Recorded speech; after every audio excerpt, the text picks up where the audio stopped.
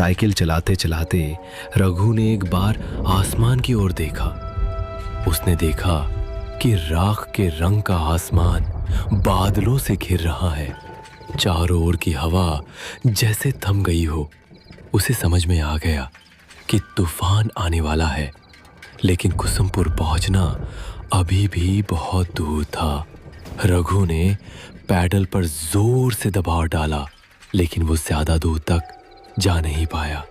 अचानक जोर का तूफान आ गया, साथ ही लगातार तेज बिजली कड़कने लगी और थोड़ी ही देर में मूसलधार बारिश शुरू हो गई। सामने का रास्ता बारिश की परत में छिप गया। रघु ने कोई और उपाय ना देखकर एक घने पेड़ के नीचे शरण ली, लेकिन फिर भी वह बारिश की मार से बच नहीं सका। हे भगवान, इस तूफान को रोको, मेरी रक्षा करो। शायद भगवान ने उसकी प्रार्थना सुन ली। थोड़ी ही देर में तूफान और बारिश थम गई, लेकिन सड़क की जो हालत थी उसमें अब साइकिल चलाकर आगे बढ़ना संभव नहीं था। मजबूरी में रघु साइकिल को घसीटते हुए आगे बढ़ने लगा, लेकिन थोड़ी दूर जाकर उसे समझ में आया कि वह रास्ता भटक गया है।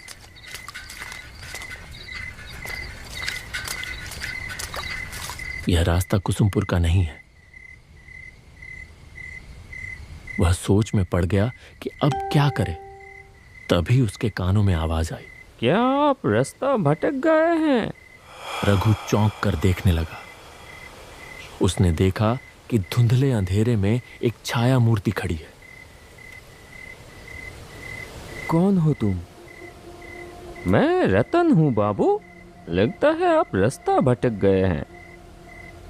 मेरा मतलब है मुझे कुसुमपुर जाना है, लेकिन नहीं जा पाएंगे। कुसुमपुर जाने वाला रास्ता बंद है। रास्ते में पेड़ गिर गया है। रघु मुसीबत में पड़ गया।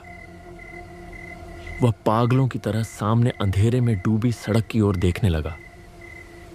यहीं पास में मेरी चाय की दुकान है, चलिए, फिर से बारिश शुरू हो जाएगी। रघु ने आसमान की ओर देखा, फिर हल्के से सिर हिलाकर हामी भर दी।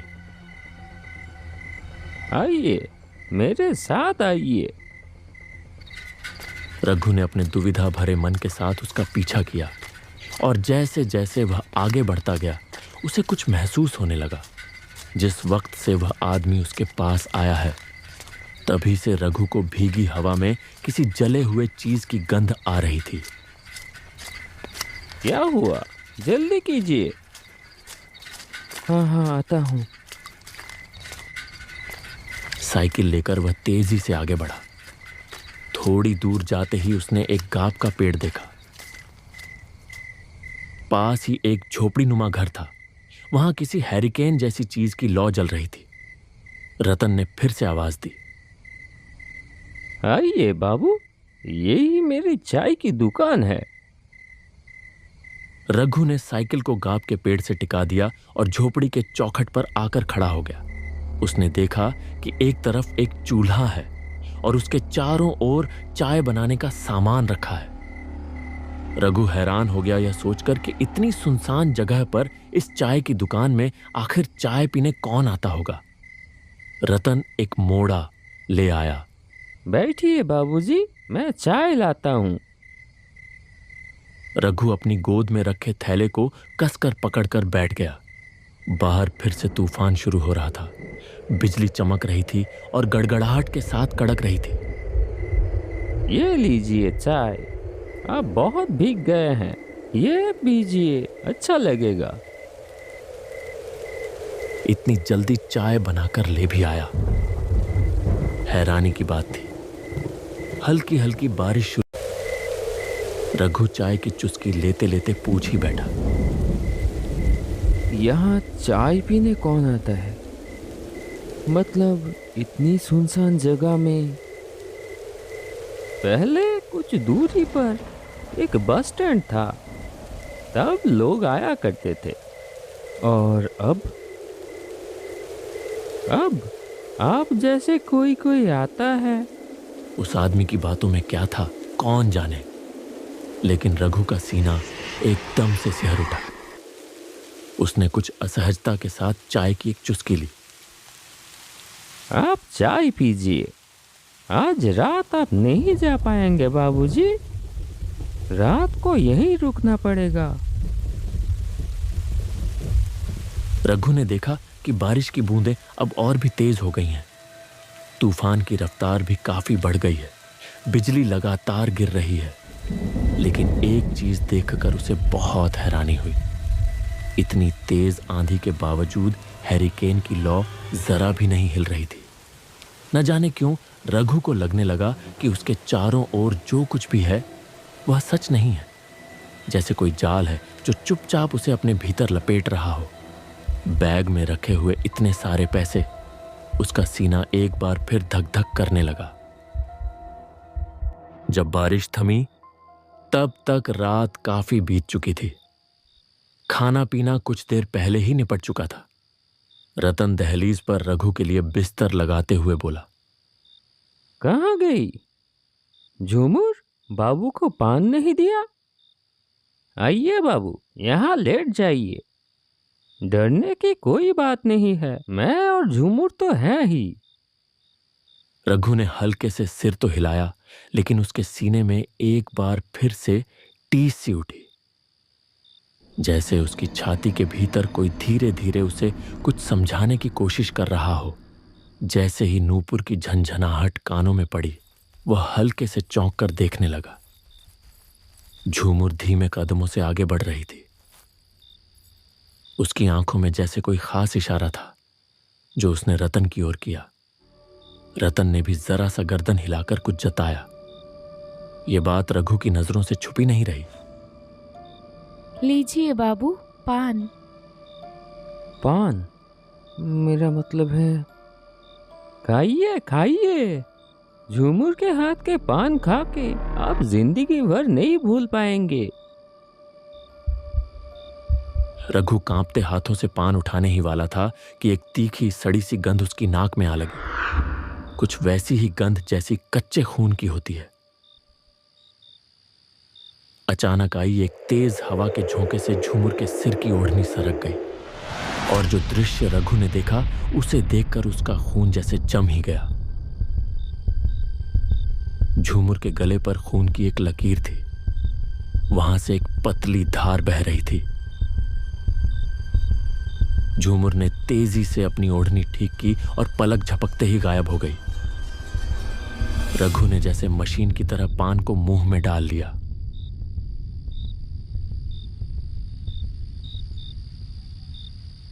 रतन हैरिकेन की लौ धीमी कर कमरे के अंदर चला गया। रघु एक अजीब सी घबराहट और बेचैनी लेकर लेट गया। रात गहरी और शांत थी। केवल झिंगुरों की आवाज उस सन्नाटे को तोड़ रही थी। पास के किसी झाड़ी से एक भूखा सियार चीख उठा। फड़फड़ाते पंखों की आवाज के साथ एक काला उल्लू आकर गाब के पेड़ पर बैठा और अपनी डरावनी आवाज में बोल उठा। रघु का सीना बार बार कांप उठता रहा। भगवान देखना ताकि रात ठीक से कटे। थकान की वजह से थोड़ी ही देर में रघु सो गया।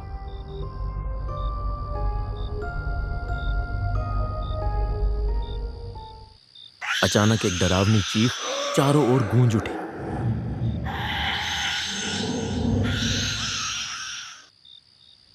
रघु अचानक बिस्तर पर उछलकर बैठ गया। उसने पागलों की तरह इधर उधर देखा। तभी उसके कानों में एक कराहती चरमराती सी आवाज पड़ी। वह आवाज जहां से आ रही थी, रघु ने उधर नजर घुमाई और जैसे ही देखा उसका शरीर डर से सिहर उठा। सिर्फ एक हाथ की दूरी पर कोई एक व्यक्ति गले में रस्सी डाले झूल रहा था।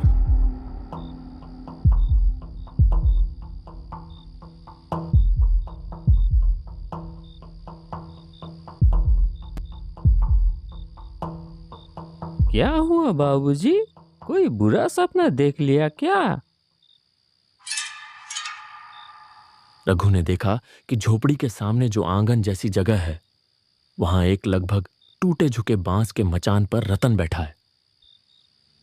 उसने एक बार फिर धीरे से गर्दन घुमाकर उस ओर देखा, जहां कुछ देर पहले कोई गले में रस्सी डालकर झूल रहा था।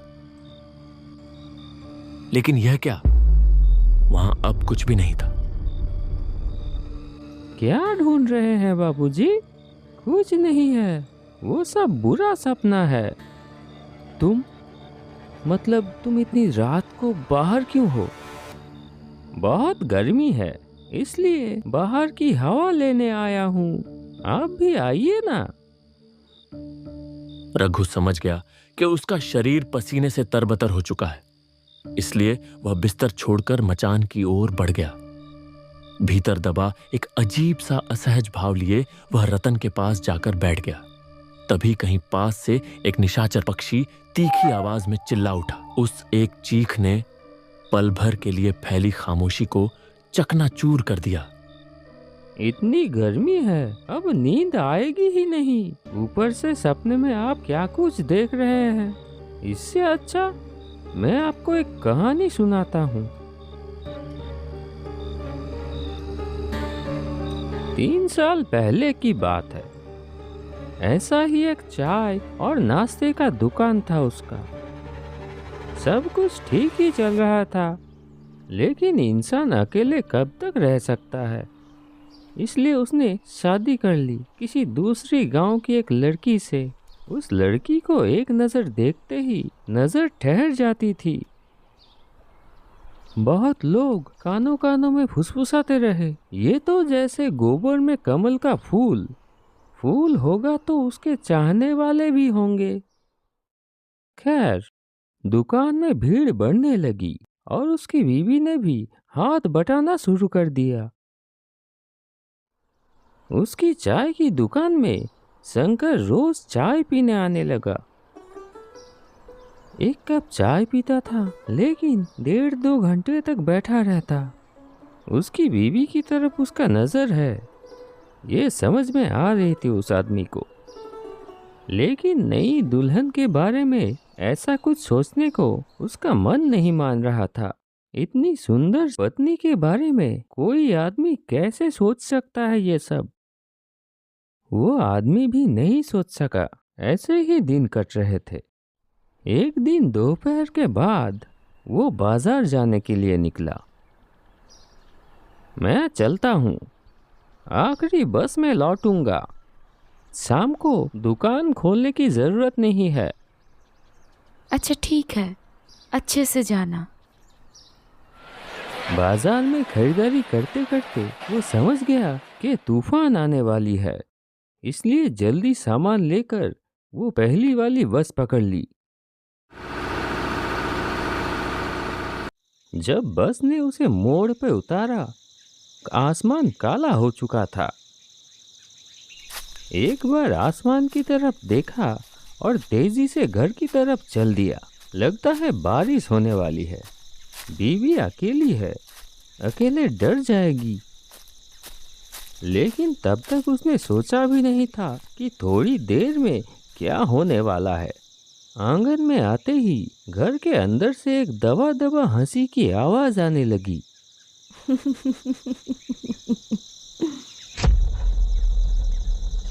एक पल के लिए वो ठिठक गया। दरवाजे की तरफ ना जाकर वो खिड़की की तरफ बढ़ा। खिड़की से अंदर झांका। घर की मध्यम रोशनी में जो उसने देखा, उससे उसके शरीर में जैसे बिजली दौड़ गई। बिस्तर पर शंकर लेटा हुआ था और उसकी बीवी उसके सीने पर आधी लेटी हुई धीरे धीरे हंस रही है। हाथ से बैग गिर गया। बीवी के लिए लाया हुआ चूड़ियां भी जमीन पे गिर के टूट गई। कौन? शंकर दौड़ते हुए बाहर आ गया। उस आदमी को देखते ही वो हक्का बक्का रह गया। आप तो बोले थे आखिरी बस पे। बात खत्म भी नहीं हुई थी। एक तेज धार वाली चीज से एक झटके में वो अपनी पत्नी की गर्दन पर वार कर दिया। फव्वारे की तरह खून निकल आया। पत्नी अपनी गर्दन पकड़ लिया और जमीन पर गिर पड़ी और उसका शरीर बार बार झटका खाकर स्थिर हो गया। शंकर अब तक पत्थर की तरह खड़ा था। अब वो भी हाथ जोड़कर माफी मांगने की कोशिश करने लगा। वो आदमी धारदार चीज हाथ से फेंककर शंकर को बालों की मुट्ठी से पकड़ लिया और घसीटते हुए ले चला। शंकर पूरी ताकत से भागने की कोशिश करता रहा। गुस्से में शंकर को जमीन पर पटक दिया। फिर बांस की छत से लटक रही रस्सी को खींचकर शंकर की गर्दन में फांसी की तरह डाल दिया और दोनों हाथों से रस्सी के छोर को खींचने लगा। शंकर के मुंह से दम घुटने की आवाज निकलने लगी। उसकी आंखें बाहर की तरफ निकल पड़ी। तड़पते तड़पते उसका शरीर धीरे धीरे शांत हो गया। वो आदमी पागल की तरह अपनी पत्नी के खून से लथपथ शरीर को घूरता रहा। फिर गला फाड़कर चीख पड़ा,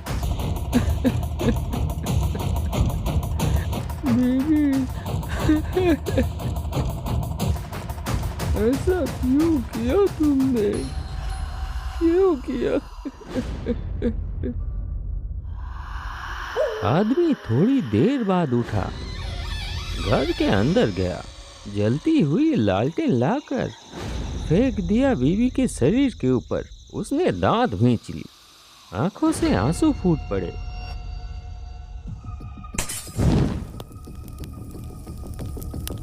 कड़कती आवाज के साथ बिजली गिरी।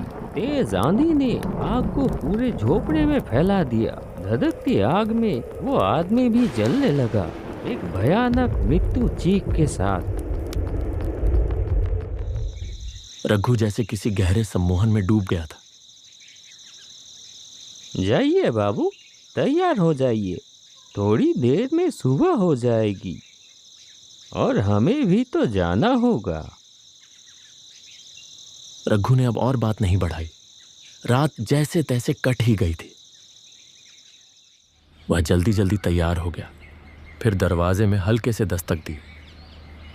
मैं चलता हूँ, सुन रहे हैं? तो फिर मैं चलता हूँ। नहीं, कोई उत्तर नहीं आया। एक पल के लिए रघु रुका और सोचा। फिर गाब के पेड़ से टिकाकर रखी हुई अपनी साइकिल उठाई और बाहर निकल गया। न जाने कहाँ गए। लौटते वक्त एक बार मिलकर जाऊंगा। लेकिन कुछ दूर जाते ही रघु को याद आया कि वह लापरवाही में पैसों का बैग वहीं भूल आया है। वह तुरंत साइकिल घुमाकर वापस उसी जगह लौट आया। लेकिन यह क्या हालत! वो झोपड़ी कहाँ गई? वहां तो अब सिर्फ एक अज्जली झोपड़ी का ढांचा पड़ा हुआ था। तो क्या रतन ने जो कहानी कल सुनाई थी वो? आप शायद ये ढूंढ रहे हैं। रघु तेजी से पलटा। देखा, उसका पैसों वाला बैग। कौन हो तुम? मैं झूठ। तेज हवा के झोंके से ओढ़नी हट गई। वही सड़ी सी तीखी गंध फिर से उसकी नाक में आ लगी। रघु की आंखों के सामने प्रकट हुआ एक औरत का भयावह खून से सना चेहरा। रघु होश खो बैठा और साइकिल समेत वहीं सड़क पर गिर पड़ा।